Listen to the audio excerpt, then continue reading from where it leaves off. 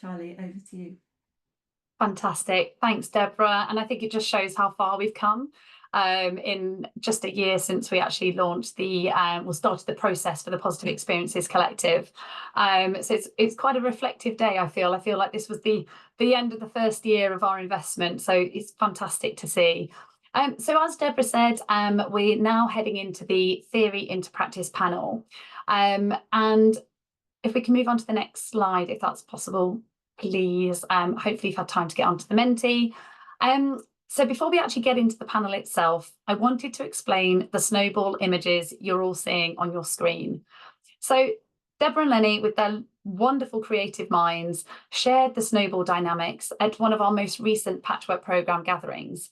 And it really struck a chord with me and our team, as it perfectly described what we're trying to do through the Patchwork programme that Deborah's just talked us through and beyond. We have seen and heard from partners that the physical literacy consensus statement has been welcomed far and wide, but we've heard that for many, as Rebecca said, they're unsure how to start applying it, applying the principles of the consensus statement into their policies, practices and places. And this is where these lovely snowballs come in. So the Patchwork programme is one example of 12 mini snowballs being shaped by partners who believe physical literacy to be the game changer it can be. These teams are working collaboratively within their own unique contexts to develop and to grow their individual snowballs. Together, these efforts will contribute to a much larger movement, a collective snowball that helps physical literacy take root and thrive at scale here in England. And we know from many of you here today that countless other snowballs are also taking shape, each playing a vital role in building the momentum needed around physical literacy to drive the cultural change we all want to see for a happier, healthier and more resilient nation. So that very much explains all these lovely snowballs, and the purpose of the panels is we're going to go into these snowballs a little bit more. So can we move on to the next slide, please, Deborah? So this is where today's panel comes in. Some of our panelists have been involved in the Patchwork programme, but others have been flying the physical literacy flag for some time. So I'm really excited to be introducing today's panel, which includes Dr. David Cook from Leeds Beckett University, Alex Barrett from Swim England, Jess Simons from GM Moving, and Emma Mackenzie from the Youth Sport Trust. Each panellist will introduce their own physical literacy snowball, explaining its focus and its purpose. And then we'll then explore through discussion the forces that are helping and hindering its momentum and growth. So we will have time for questions at the end. So please do use the Menti that is now reappeared on your screen. And we're going to start with Dr. David Cook from Leeds Beckett University to describe his snowball. So over to you, David. Thanks, Charlie, and thanks for the invite. It's brilliant to be here to be able to make a small contribution to the day.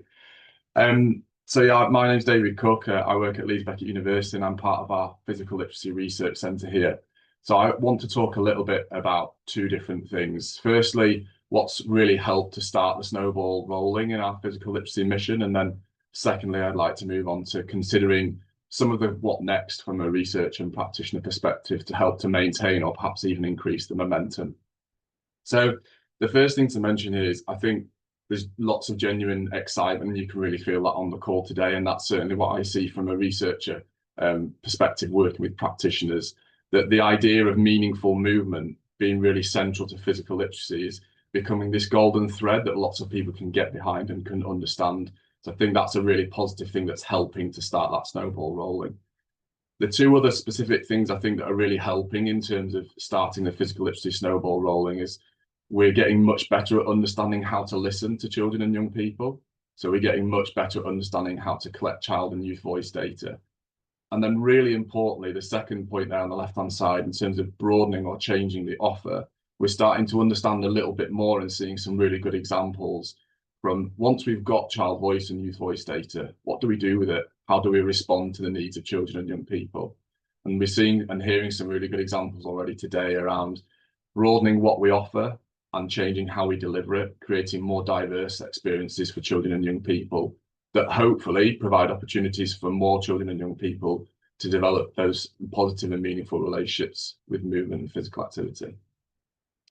So moving on to bits for us to consider in terms of the future from a research perspective. And this is kind of split into two sections. So how can we consider our ways of working, our ways of doing research and engaging with practitioners, but also what might we want to research and what might we want to engage practitioners and stakeholders in.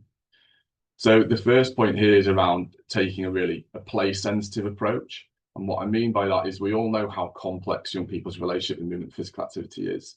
That red bit of the consensus statement shows us that it's really complex and a really individual relationship. And that means that we need to be positioning practitioners as experts in their context. We need to recognize that practitioners, whether they're physical education teachers, whether they're embedded in a community context, whether they're working in active partnerships, they're the people that know their young people and their communities the best. So positioning those people as the context experts and then helping through research and through knowledge exchange, helping to understand, once you understand your context or your community really, really well, how can we then make changes that respond specifically to those needs? So that's what we mean by kind of place-sensitive approach. And then the two other things that I've got on the screen here that I think are really important for us all to keep considering as we move forwards. With any change process and with any shift in thinking, and I genuinely think that physical literacy is offering that in lots of contexts, we need to understand the impact of making those changes. And we know that that's crucial for practitioners in all different settings to continue with that change process and that shift. So for us to make it a sustainable process of change, we need to be able to show the impact of taking a physical literacy approach. We need to be able to measure and show and demonstrate the impact of, if we make changes here or there, what impact does that have on children and young people? And how can we frame that impact in a way that's understandable for others? And then the final thing that I like to mention is just around advocacy. I heard someone use the phrase at an event I was at last week, the physical literacy army, and I really liked that phrase, this idea that there's this huge group of people that are jumping on board and pushing in the same direction. But I think we can still do more work in understanding, if we get one or two people on board in a certain context and thinking about change through a physical literacy lens, how can we help to upskill those individual people so that they become advocates in a context and they can take other people along on that journey? That's sometimes really quite hard to do, to become an advocate. So I think we can do more work in helping individuals become physical literacy advocates, and that's just going to help to push momentum forwards. Okay, thanks very much, Charlie. Thanks, David. That's really interesting. Thank you. We've got a couple of minutes just to ask a question around the mission gravity that you mentioned. If we're okay to go back one, that's perfect. So obviously you're saying what started the snowball rolling is listening to young people, broadening the offer and meaningful movement for all. Would you say that there's any one of these three factors that is driving that mission gravity more than the others, or are they all equally balanced at the moment? Because I think you give a really unique perspective from sort of a researcher into a practitioner perspective. And I know that's an agenda you're really driving. How do we translate the academia of physical literacy into practice? So I just welcome your views on that. Yeah, so I mean, the first thing to say is part of this is about academics understanding that ways of working is really important and that what we're all after is impact for children and young people. That's our motivation. And so being action oriented is really important in all of this. And I think that works really nicely alongside lots of the work that's going on around enactment. So recognizing that it's one thing to understand young people's perspectives, it's another to start to change what we do in response to that. That's much more complex and a much harder thing to grasp. But the more that we can work with practitioners and in partnership with each other, the better that enactment piece is going to work and the more impactful it's going to be for children and young people. And to me, that's probably the most exciting piece around physical literacy, that it's become this kind of universal language. It's become a golden thread, not just for physical education teachers in school contexts, but also in community contexts, in active partnerships, and in sporting environments. So it's become a universal language. And for me, that's been the biggest challenges from a research and an impact perspective over the last 10 or 15 years that I've been involved in research, that often there's different ways of saying things in different language. And so I think physical literacy is a kind of movement and a way of understanding what young people need is really is helping us to work better in partnerships across those different sectors. What a brilliant answer. Thank you, David. I really appreciate that. We'll come back to you with any questions later on, David. So for now, we shall move on to Alex Barrett from Swim England, and over to you, Alex. Amazing. Thank you, Charlie. And again, yeah, just to echo David, thanks for the opportunity to share this morning. It's great to hear everyone's content so far.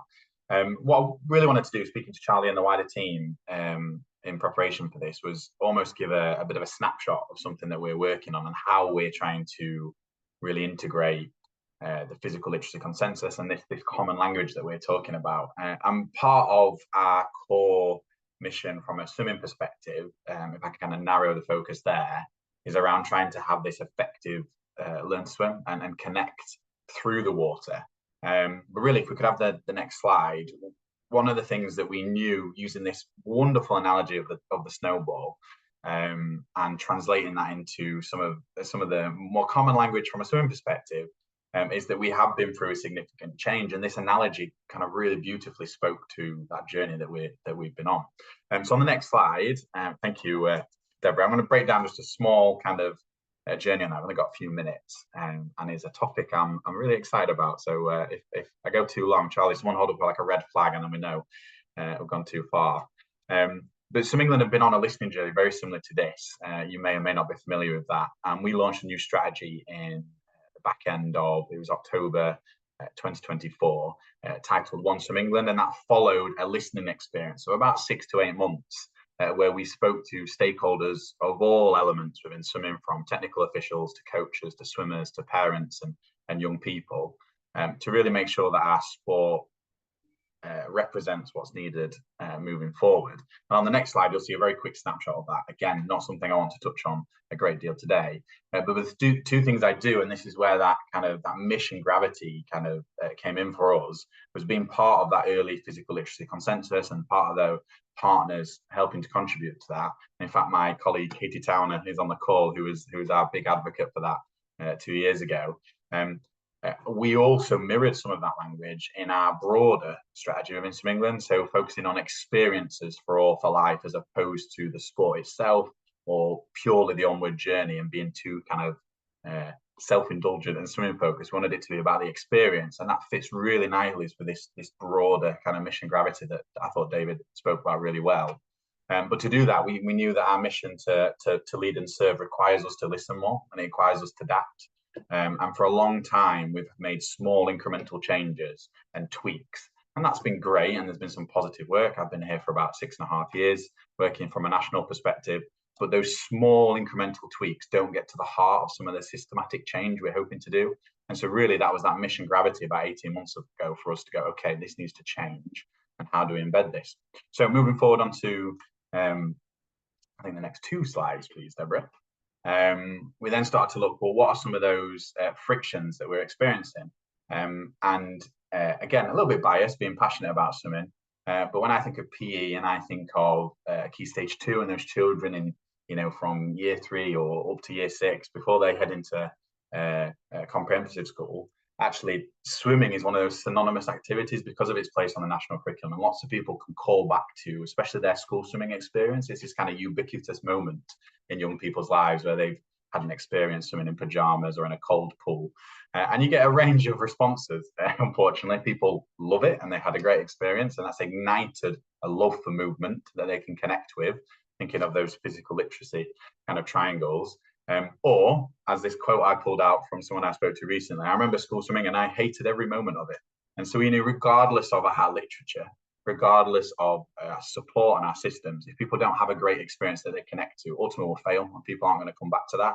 And yet swimming has this really powerful ability to connect people of all abilities, young people and adults alike, and for many can be the sport that they can participate in because of the health benefits and the water. So if we can click one more time, we then found ourselves in a great place where we have some fantastic numbers, some fantastic support, and we started to roll out some of the physical literacy language. And David talked about that army. I love that kind of phrase. I've not heard that before. And so our workforce, and by that I mean our direct workforce, our tutors and educators, as well as swimming teachers in their local authorities, we started to train, educate, and use this language ourselves. But one of the things, and I spoke to Charlie about this last week, openly, we had a challenge. We knew that it wasn't enough just to work with our workforce and our partners, because there's some systematic things that weren't working. So it was a challenge, and I'd love to have this great polished story to tell you of all the successes. And actually, it's an eye-opening that we've got a lot more to do, but very much we're on that journey. And that momentum picture painted, I think, is really true. We know that at the start with momentum, it takes that maximum effort, but momentum picks up and slowly becomes easier and easier. And we're very much still at that maximum effort phase. But with a clear kind of mission that this will be integrated fully. So moving forward, I'm very conscious of time. Think about some of those applied forces, and this is where we're at. We've gone through this learning journey, and we're now in a space where we decided back end of 2024, and it kicked off in January 2025, that we would review our full Learn to Swim program. There's about 1.8 million children actively using that program each week currently. And they're kind of stats to be proud of, but not satisfied with, because there's a significant gap, and we know those experiences. So we commissioned a review, which is going to take the entirety of this year. So we're about halfway through. If you could click one more time, please, Deborah. These are the 6 areas that we focused our efforts. Now, again, I've not got time to go through all of them, but the 2 in particular that I wanted to talk about was our stakeholder and academic review.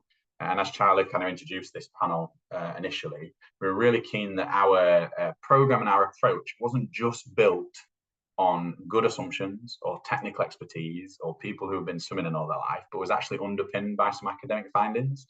And so we've been working with 3 universities, which we'll be sharing in due course, to make sure that we were underpinned academically, not just our own opinions. And that's a piece of work we're immensely proud of and hoping to collaborate further with. And the second one was around listening to young people, exactly as Dr. David said, around listening to those young voices and what does our sport need to reflect. A very small timeline is, I talked about those incremental changes.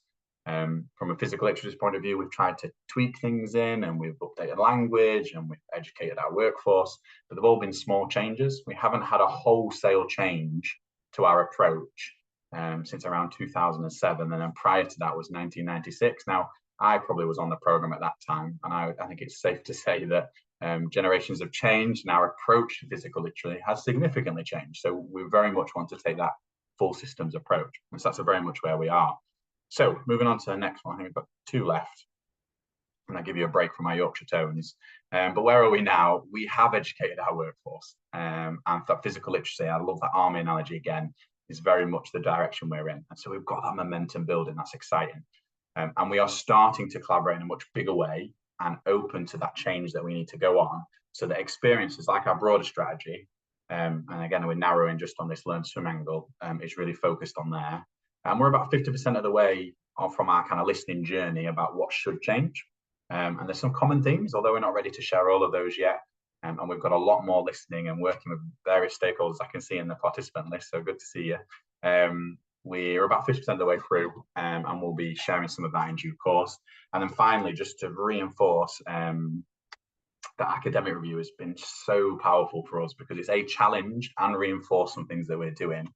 And again, although we're still reflecting on that, it is clear to see that the Thrive principles and the physical literacy consensus, and that the increased emphasis on the movement and the feel and the connection to water in our case, but physical activity more broadly, will absolutely be the heart of our new program. We're just about 6 months away from being able to fully realise that vision. So I think we've got one more slide, Deborah, just to say, yeah, thank you for those. Well, that one can be skipped for now. Thank you very much. I think that one was an old one. But just pause here to hand back over to Charlie, say thank you for listening for those few minutes. And I wanted to end on some cogs, because we very much recognise we're one cog in a bigger wheel. And so the emphasis of today being collaboration is really powerful for us. And we want to make sure that whatever comes now is reflective of some of that expertise we're hearing today. So Charlie, I'll come back over to you at that point. Fantastic, Alex. So insightful. And I think you've answered brilliantly the question I was going to ask about the applied forces. And what I heard is obviously the 6 stages of your approach moving forwards. You're halfway through your review, which is amazing. And that youth voice piece, because we know that youth voice is an enabler of physical literacy. So it's fantastic to hear that. And obviously all the workforce development side, because through the Patchwork programme, we 11 out of the 12 teams were very much focused on that workforce development in cohort 1. And we know that the workforce are absolutely critical in driving this cultural change and shift in practice. So I will wrap it up there in terms of your slot. And just honestly, the way you expanded on all those applied forces is brilliant. And we look forward to seeing how the work progresses. So we may come back to you later with a question if that's all right. But for now, we'll move on to Jess. Over to you, Jess. Brilliant, thanks guys, and yeah, echoing what everybody's said so far. Yeah, real pleasure to be here and talking. It's great to see so many on the call enthused about talking about physical literacy.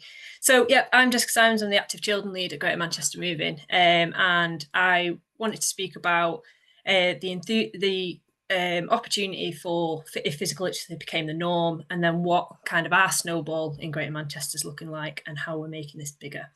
So I've just kind of used a couple of images here to help articulate what that would look like. So as an active partnership, the image at the top of the screen, our mission is to create active lives for all. So, and physical literacy is absolutely giving us this opportunity to start to change that language about how we talk about physical activity and movement, and consider the voices of all those that we're trying to get more active in Greater Manchester. I think the arrows just below that, again, this is something that we use quite a lot with the work that we do as an active partnership. We're trying to get everyone to pull in that same direction towards that mission of active lives for all. And I think for us and the physical literacy, it again has perfect alignment with what we're trying to do in Greater Manchester. If we all have that common language about how we talk about positive experiences in a relationship with movement and that physical literacy, hopefully it'll help us work towards that mission for active lives for all. Coming up to the diagram at the top, I'm sure many of you on the call will be familiar with the socio-ecological model, or the onion as it's used, or as it's referred to. And I think it was important to put this on because I think in terms of an active partnership and how we work, we work to this model a lot when we talk about and we use the term system change. And we know that in order to create system change, and I think this is what needs to happen with physical literacy in terms of that language and the way that we're working and talking about physical activity and movement and sport, we know that we have to affect across all these different layers. And again, I can see clearly where physical literacy falls into all of these. We need to consider all of those layers in the system in order to have that desired impact. We need to change the cultural norms and ideologies, as the outer kind of ring shows, ensuring that we're giving people time to reflect or a voice in what gives them enjoyment, meaning and value. And that's seen as the norm, that actually we don't just give an opportunity for somebody to move, whether that's a child or young person, whether that's an adult. Actually, how do we get them to reflect after that? Or prior to that, how do we reflect on what their relationship is? So it's not just enough to create that opportunity. We need it referenced in the policies and the strategies. We need organisations and institutions to recognise this. And we need to ensure that we create the right social and physical environment. An individual's own relationship with movement and circumstances needs to be considered and understood in order to ensure that they rediscover and build a positive relationship with movement. And we also know, due to kind of the work that we do as an active partnership, that this isn't going to happen overnight. And that's exactly the same with the work that we're trying to do about physical literacy and the consensus statement and getting that embedded. So simply put, I guess what I would envisage this looking like and the work that we've started to do in Greater Manchester, and the question that I've posed when I've started talking about this with our partners, with our internal team, our external team, if everyone in our organisation and our partners stops and asks one question directly or as a reflection before planning or delivering opportunities at any level about what's your relationship with movement, if you're asking it directly, what's their relationship with movement before you're planning that activity or you're considering what that opportunity could look like. If we can change the conversation and language in how we speak to people about sport and physical activity and movement to help us hear from those voices that have been referenced, that young voice, those voices that we don't hear from, about why they don't take part in physical activity, and what their relationship with movement is, we can ensure that we provide the opportunities that are positive and accessible to all people. I think in terms of the impact, that's where the bottom two images come in. I think if we make this a norm in Greater Manchester and as an active partnership in the work that we're doing, we come back to the stats that Charlie shared with us at the start.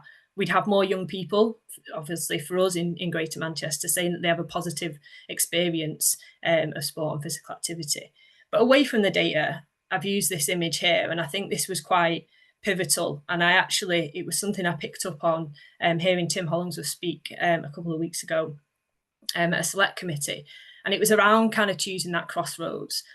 For me, in Greater Manchester, our ambition around physical literacy and ensuring that we provide positive experiences is that when children get to this crossroads, are they able to choose that active path? Have they had that positive experience, built a good relationship, and have got the confidence and the competence alongside to choose physical activity that suits them?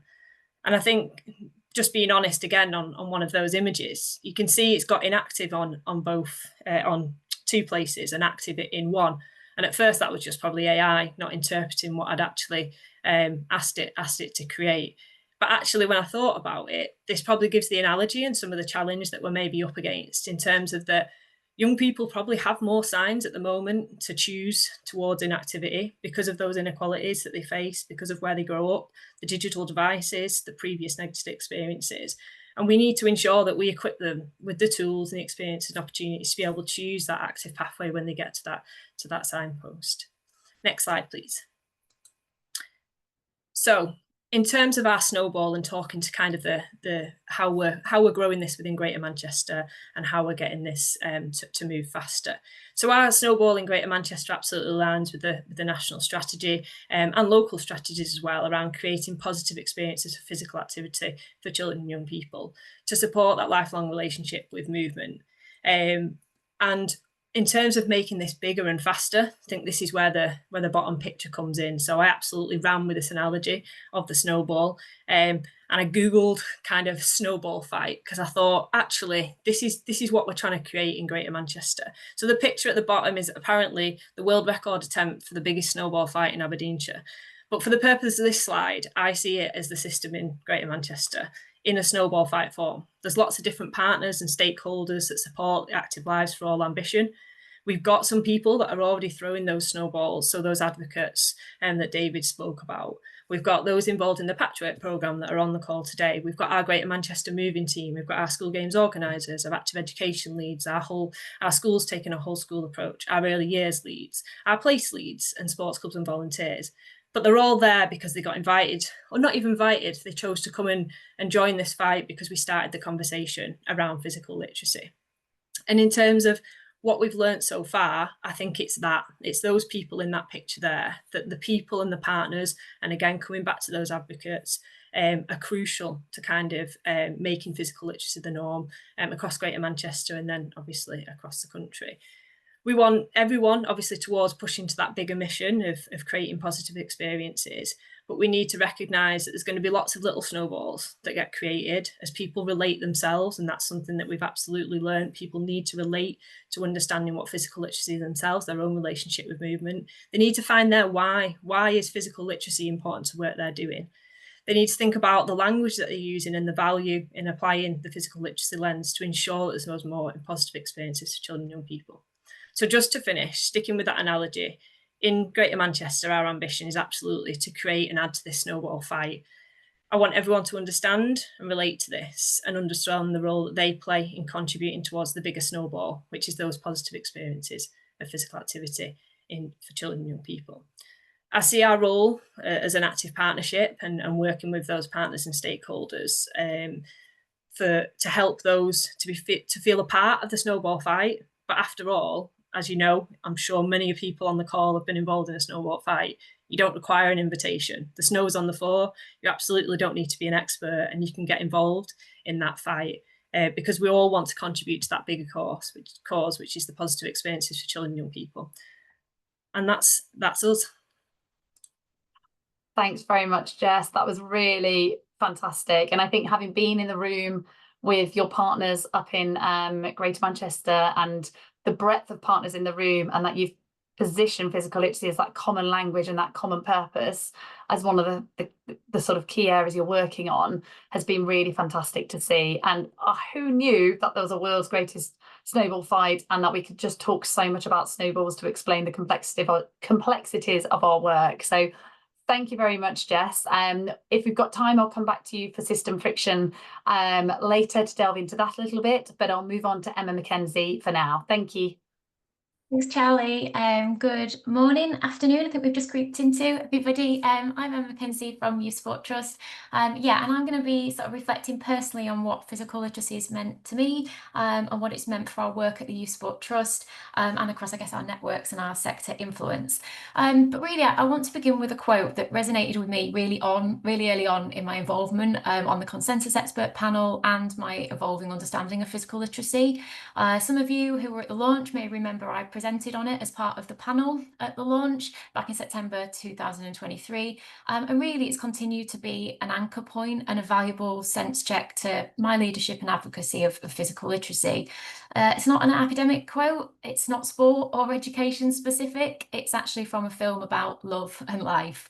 But for me, it is so relevant to physical literacy and the important role that we play in impacting young people's early moments of impact to ensure that physical activity is a positive part of a young person's history and it becomes a part of who they are. After all, movement is a part of what makes us human. Within education, more often than not, we know that those moments of impact are centred on the academics, the achievement. Literacy and numeracy are everyone's collective responsibility.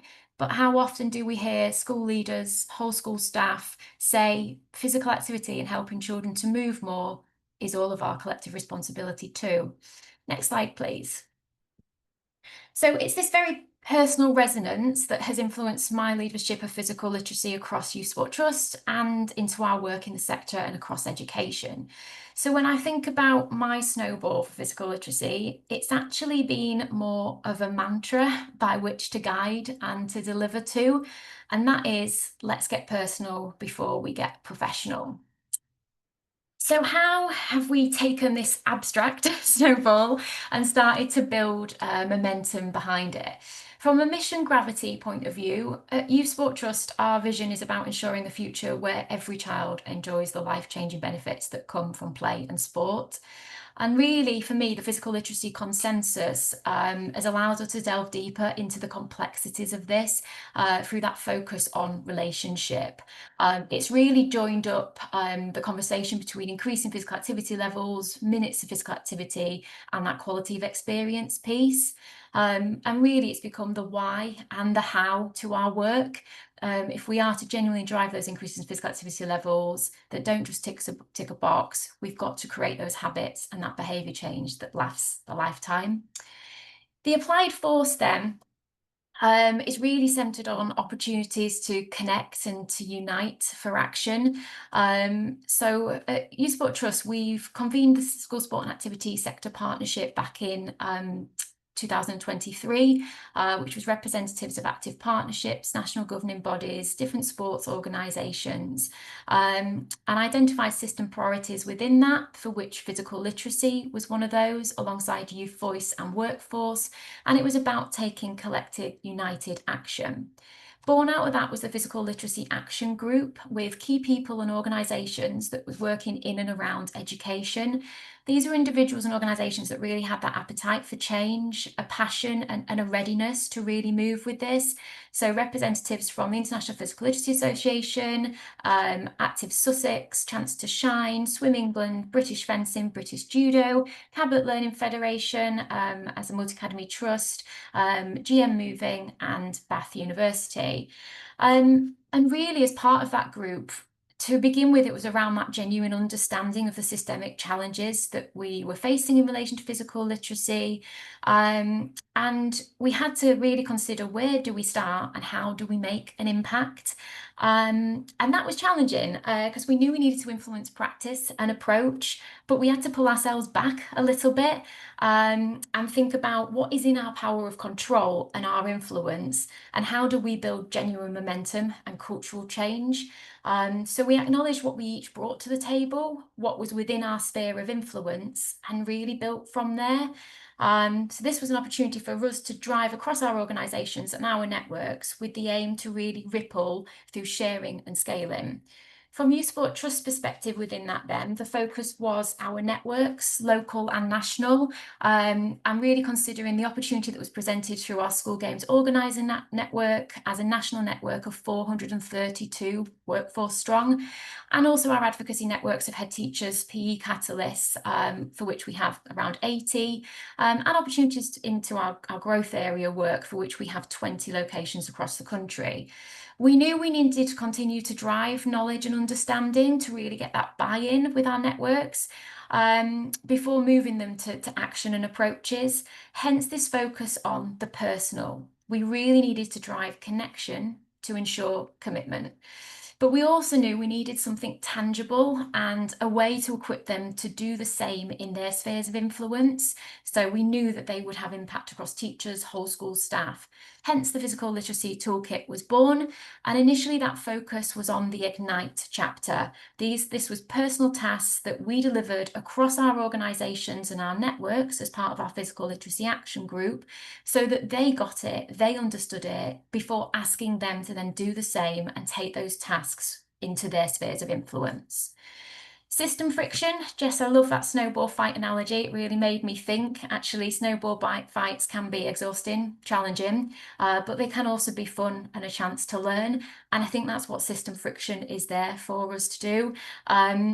We know in education that the abstract approach here can be challenging, as teachers, educators want more of that tangible approach, that measure of impact. What does progress look like? And really, we've had to remain consistent in bringing our focus back to that personal before professional, to then move to support change. And the toolkit has really allowed us to do that and look to really drive individuals to be empowered to make the change and to take that learning. Next slide, please. You'll note, oh, sorry, still no, this slide actually. You'll notice on this slide actually the intentional use of the consensus shapes. And for me, when I was going through this task with the snowball, for me, the mission gravity is rooted in the why, and it links directly to the blue triangle of the relationship part of the consensus statement. For me, it's where we need to begin in building momentum. We have to always be asking, what does meaning, value, and enjoyment really look like to our young people, and how are we engaging them in understanding that for us to drive positive experiences for them? The square for me with the applied force has been focused on people, and it's very much akin to the orange square of the consensus. When we look at the what and how of movement and physical activity, we have got to look to move people to action. And to do that, we've got to make them feel something, we've got to challenge their thinking, and we've got to connect them for united action.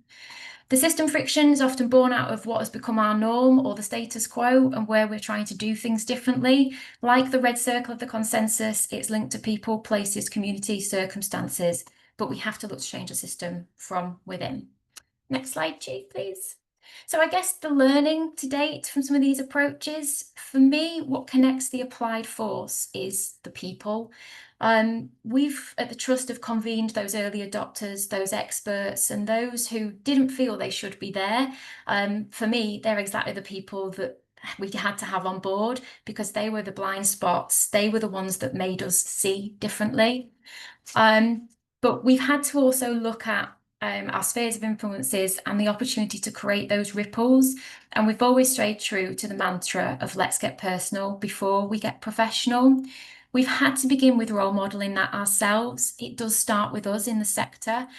What does it mean to us? What does it mean for our work? And then how do we equip, empower, and elevate others to be the change? For us, you can see some examples on the screen there of where those ripples have started to take us out into our networks, where their own test and learn projects through our advocacy networks, or our school game organisers running with the toolkit and the approaches and being brave to try something differently, is now starting to transcend not only in the education system, but out into work with parents, lunchtime supervisors, and key individuals that are really driving that change. Next slide, please. So I started with a quote, and I just wanted to finish with a letter for me that really showcases how this snowball is building, and the momentum in what is central to us all, and that's children and young people. this is an example of how we're increasing that culture. And when we really look to serve young people better, they're able to articulate early on what their relationship with movement means to them. So this is taken from a piece of work that we've been doing around this concept of a letter to movement, taken from the toolkit, but now taking it to young people. And I just think where we spotlight young people's voice centered on meaning, value and enjoyment, and we can better understand them, they can better help to understand themselves, then hopefully they're going to go on to have a positive relationship with movement and physical activity. But also let's remember these young people are also our future leaders, educators, coaches and parents, and they're going to be the future change for us as well. Thank you, Emma. That was wonderful. Thank you very much. And again, you've been a huge advocate as flying the flag across the Youth Sport Trust and much broader across the education landscape. So a huge thank you from our perspective. What I'll do is we've got 10 minutes left. We've had some questions on Menti. We've also had one in the chat that I'll look to share out across the panel. So Emma, just with yourself on the toolkit, did you just want to explain the we've done the Ignite, we then look at the Unite part of the toolkit, and there's a question from James in the chat as to how do we know that toolkit is being used? And I think from our perspective, it's just to clarify that the activities within the toolkit as it exists now is relevant to partners beyond education to get personal before professional. So I think don't just think it's something for education. So Emma, if I can leave that question with you to start with. Yeah, so I think, as I said, we started purposely with the Ignite, trying to build this journey and build momentum and get that consistency really across workforces. I guess the tangible ways that we're seeing that being used now, I mean, the School Games Organiser, the Summit a couple of weeks ago was a perfect example where we had panelists talking to how they've run with different activities and tasks, how they've engaged new audiences. So we had one SGO who ran a session for lunchtime supervisors and started with the Axes task and had some reluctance from some of those individuals that were like, this isn't for me, I shouldn't be here, I'm not responsible for this in my school. And actually, this person wanted to get off really quickly from the training, and the SGO was able to say, what is it you're getting off for? And she said, I'll go for a dog walk. And he said, oh, and how often do you walk your dog? She said, I'll go for a dog walk an hour every day. And he said, but that's movement. That's your relationship with movement. That's what matters here. And just that simple conversation from, again, getting really personal, hooked her in. She stayed for the training.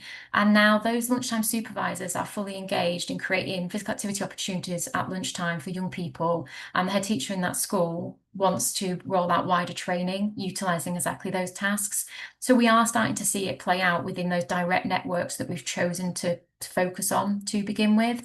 And then coming next is the Unite chapter, which really looks at what does practice and change look, I guess, for teachers, coaches, looking at pedagogy, tasks and activities that really get underneath creating those positive experiences for young people. Fabulous. Thanks, Emma. And Deborah and Lenny have shared a link to the toolkit on the Positive Experiences Collective webpage. So please do take a look. Moving then on to a question that's come through Menti. And apologies, I'm reading them off my phone, so that's why I'm not looking at the screen right now. David, I'm going to come to you and then come across to you, Alex, if that's okay.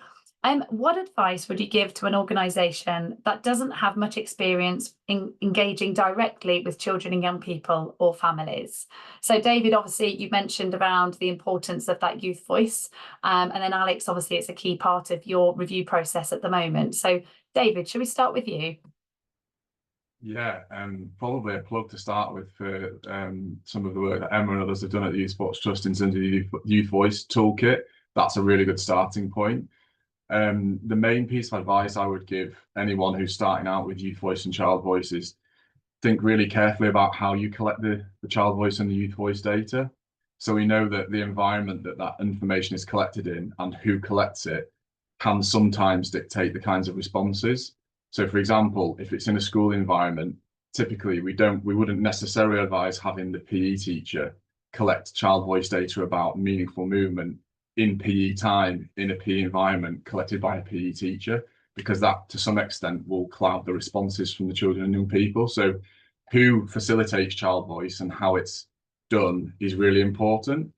And then I think the second thing, which probably isn't very specific or helpful, but is just acknowledging how challenging it is to start to use child voice data, and remembering that particularly children of primary age or early secondary age, if children and young people haven't had enough of a breadth in terms of their experiences, we can't always expect them to give us the answers. And sometimes there's that classic phrase, how do children and young people know what they don't know? And so, no, I don't think anyone's pretending that using child voice data and youth voice data is this kind of golden ticket. And then once we've got that data, everything else works. The challenging bit is once we've got the data, how do we make sense of it? And then how do we start using it and enacting it? And that's where really positioning the people that are in the school context or the community context or the partnership context as the experts. They're the people that know young people the best, understand the area and the community the best. And usually they're the best place to try and help to interpret that child voice data. Fantastic. Thank you, David. Really insightful. Over to you, Alex. Yeah, thank you. And tough to follow because I thought David covered lots of answers. Maybe I would have said a few things if we swap roles then. No, I think three things came to mind just to add to that. One, I would definitely echo that having a trusted source or that person in the area that can speak to them, as opposed to us as a national organisation dropping in and thinking because we know the topic then we're best placed. We're absolutely not. So I think that would definitely one observation. The second one was I would also agree and echo that it can't be the only source. That we will not move something forward solely by democracy. We have to be able to listen intently and gather that knowledge, but then apply our leadership in order to do that. And I think that requires multiple sources, otherwise you end up down a trench. And one thing that's been really useful this year I've learned is we've been able to identify themes because we've had multiple sources. Some of them have clashed, some of them have been congruent with each other, and therefore we've been allowed to identify that. And then finally, it's just going back to the core question. It's just recognizing we weren't experts in this, so we've just had to go out and get help. That was my simplest answer would be we just sought help to frame us because we were great at speaking to our older participants and our adults and our members, but those children and young people, no, that was just a steep learning curve we're still on. So my simplest answer would just be seek help from people who are great at this, and start from there. Thanks, Alex. And I think for us at Sport England, we've been on the same journey. And Matt, I'm not sure if you're able to share the Youth Voice storybook that we published a couple of months ago, sharing our learnings of how do we meaningfully engage youth voice into our decision making at Sport England and across the sector. So hopefully that's a useful resource for everyone as well. I'm conscious of time, so I've got one more question, and I'm going to come to you, Jess, if that's okay.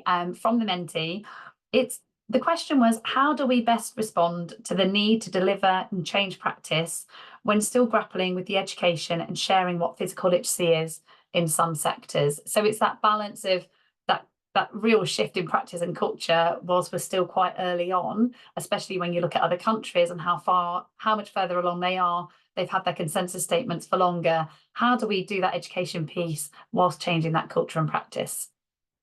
I think for me, it's simply, I guess it's the parallel of what we've just spoke about in terms of youth voice. We need to listen to the people that are trying to enact this within the system and hear about their, I guess it's worries and fears, because we're talking about a change. We're talking about a shifting culture about how we talk about things. So I think it's listening to them. It's understanding kind of what are their challenges. And I think it's understanding realistically, and we'll speak about this afternoon, and as part of the work we've done for the early years as part of the patchwork program, I think it's literally allowing people to try and have a go at embedding this and coming back and telling us, right, these are the realistic challenges that I'm facing about how to embed this within my organisation, within the system that I'm working with. So I think the answer for me would be to kind of listen, meet people where they're at, and then slowly start to, bring in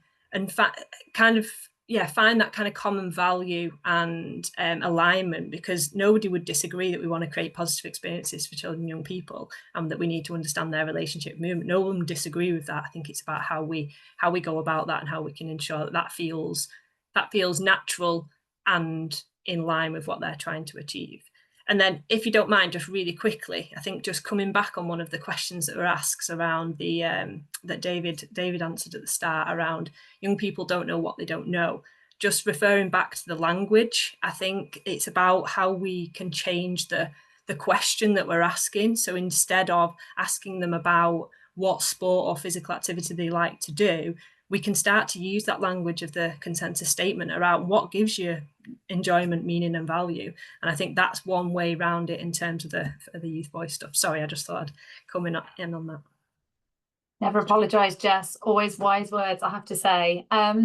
Okay, well, just a huge thanks to Jess, to Emma, to Alex and to David for joining this morning's panel. It's been a hugely insightful session, and I think their honesty and how they've been on this physical literacy journey, especially over the last sort of 2 years since the consensus statement has been launched, hopefully gives you some comfort that when you're starting or you're getting further along this journey, there's no right or wrong. And actually, it's the frankness of our discussions to be open to say, well, I've tried this and I've tried this, that didn't quite work.